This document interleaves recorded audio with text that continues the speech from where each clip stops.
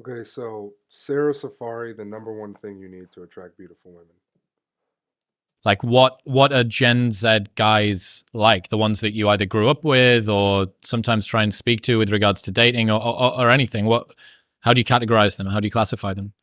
I feel like there's a lot of growing to do from the age of 22 to like 27 for men. And I think, you know, 22-year-old men just aren't there yet necessarily. And I think that I'm pretty mature for my age.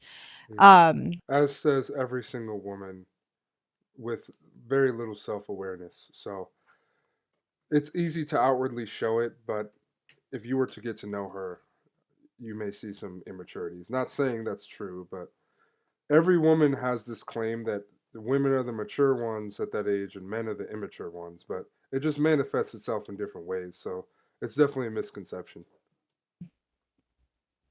and I think the guys that I've countered for the most part just aren't there yet. They're just immature, maybe caught up with kind of a younger mindset. Yeah, so what are they doing? Like what are they prior And to her defense, a lot of men now are kind of abandoning their responsibilities and not doing things the way that men did before. But that's also because of the society we're living in.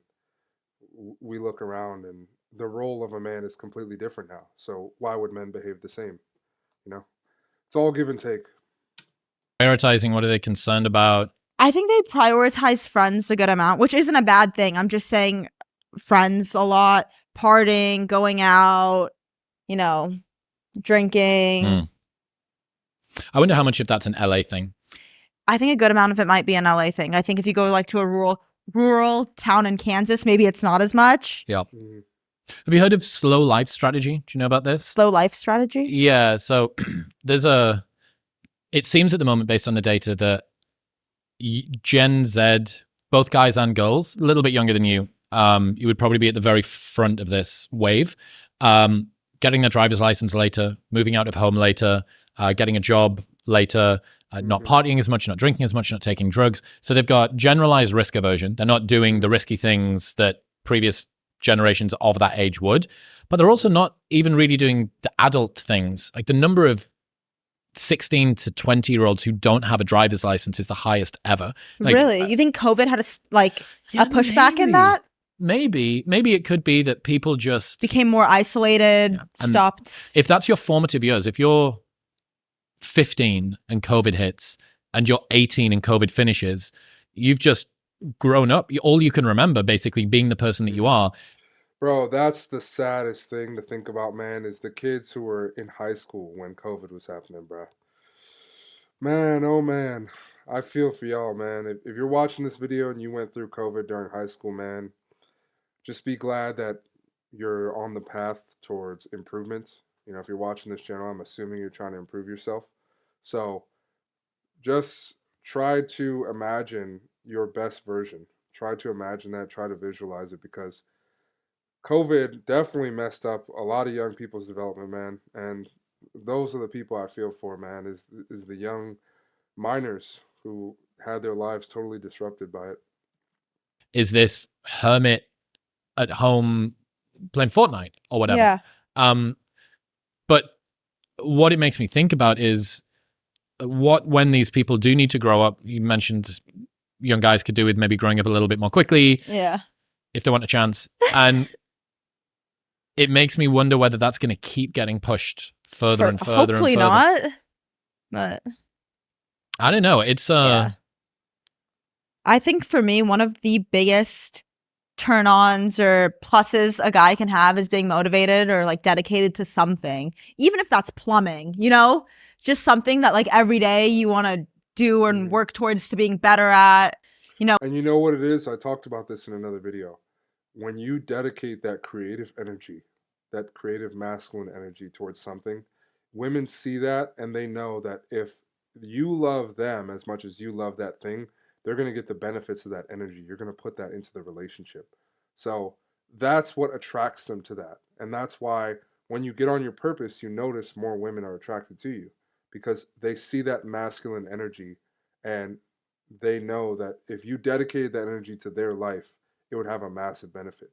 whether that's the gym or a job like plumbing or being a dentist or being an astronaut, like whatever, just something to work towards rather than just kind of laying back and like kicking your feet up and just enjoying day by day. I think it's like that's great and everything, but I think you have to have something that every day you're trying to improve.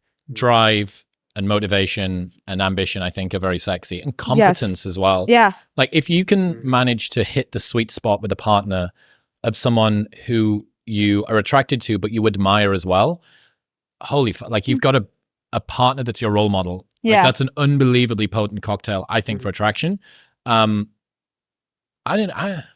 It's so strange to think about what that is for girls, because guys can just go out and get their drive and do the things that typically are sort of masculine traits. Be very interested in what the equivalent is for a girl.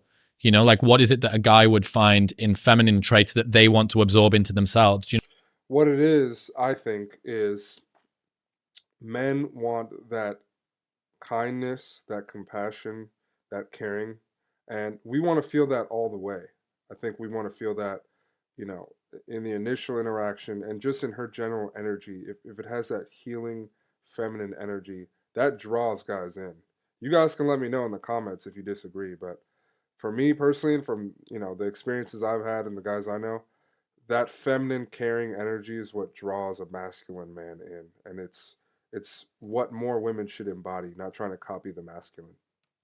You know what I mean? I don't know. One time I was on Brad's pod and I was like, oh, like I don't cook or clean. And then everyone was like, I still don't live those comments down. I'm like, okay, I've been practicing now, but I will never live those comments down. Like, oh, like, why would you ever want her? She can't cook or clean. Jesus Christ. Well, just get a maid. If you're that bothered, like you don't need a wife, you need a maid. Yeah. I was like, bro, I'm not going to, I don't think I could ever see myself doing someone else's laundry. Maybe.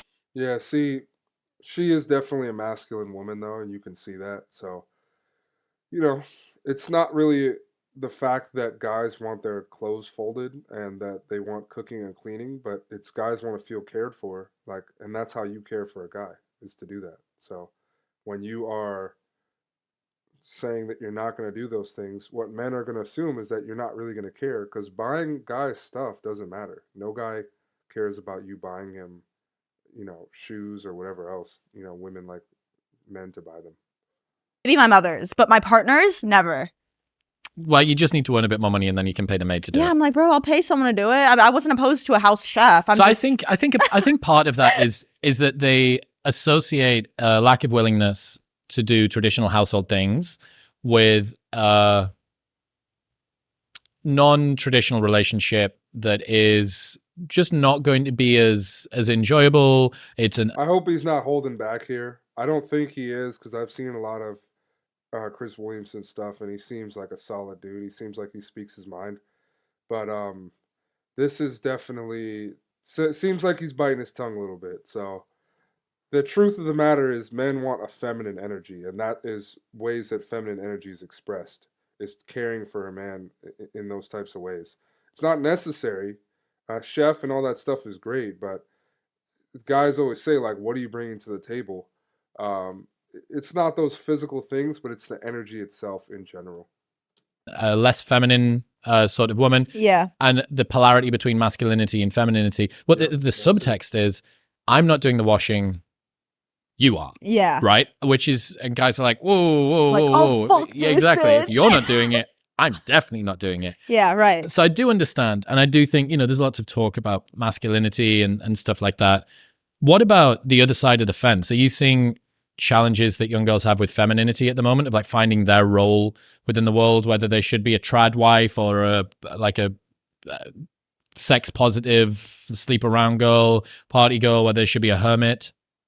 I don't know. I think it's hard, especially with social media, and like most of the girls you see on social media are like, there's two sides of it, of course, but there's a lot of like sex symbols you see on social media, or even if it's not like sex symbols, you see like these hot, beautiful girls that may or may not have had work done, but in swimsuits or whatever. And for a lot of people, it's hard to, like, you would never get there, but like that's who you see on a daily basis on your phone. So that's what you want, or that's what you want to strive towards. But yeah, so I think it's hard to say what kind of what extent to femininity girls look for, but I think social media has It's not about the physical attributes so much. That's a manifestation of it. But what it really is a woman who is feminine cares for herself and cares for those around her, and that energy is projected, and men can feel that, and that's what draws us in.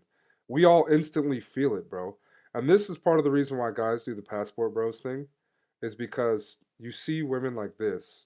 A lot of American women have this attitude where it's like, I'm not gonna do that, because they grow up emulating masculine energy, and they get like the worst sides of both, where they get the masculine defiance, but then they get like the feminine, you know, lack of accountability, which is basically what she's doing. And a lot of women do this, but at least she's trying to learn. At least she's having a conversation about it, which is a step in the right direction.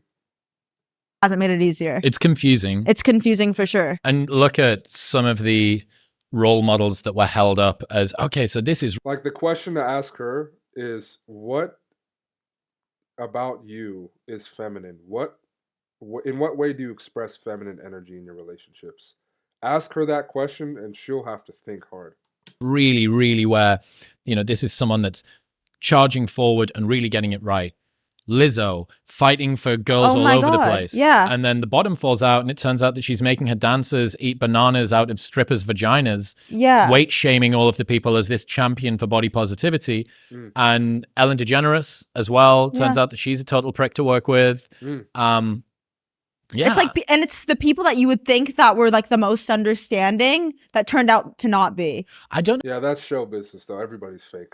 And if they're talking about LA, they should already know that. I don't know whether it's people that you would think. I think it's people that portrayed themselves. Yeah, that precisely correct. Yeah, people that portrayed themselves to be like the most understanding or accepting of everyone. That turned out to be the shittiest. It's like the senator that's pushing the hardcore anti-gay legislation that goes home and secretly watches gay porn on a VPN. Right. Yeah. I think it's fascinating, and there's a part of that, because people's actions are way less visible than their words online. Like the thing that you tweet is way more important than the thing that you did, because no one sees the thing that you did, but they see the thing that you tweeted. Yep. So when you look at the people that are the most forthcoming about being virtuous or morally grandstanding or I'm holier than thou, when you see that to me a lot of the time signals there's probably something going on there, unless I can really, really prove it. And I didn't see it with Lizzo. Not that I'm not like a Lizzo scholar. But you're a Lizzo fan. Yeah, I didn't look at her and see, this is someone who's really working hard to try and find the next frontier for female body empowerment or something like that. It seemed like someone doing a grift. It seemed like someone that had managed to that had managed to capture a particular narrative and was just leaning into it. Yeah. So basically, to summarize that whole thing, they didn't talk much about what you need to attract beautiful women, but really what it is when you embody that masculine energy, that's number one, because what it really matters for is how it makes a woman feel, and the feelings that you can give a woman or that she gets from being around you are what actually attract her to you. So that's really what they should have talked about, but they were having a whole nother conversation, and they got into a few side tangents, but pretty decent video. I would like to see more of what Sara Saffari has to say, because this is really the first time I've ever heard her talk for an extended period of time. So definitely, at least she has some self-awareness, which is a good thing. But anyways, guys, I am signing out here, so appreciate you guys tuning in, and I'll catch you guys in the next video.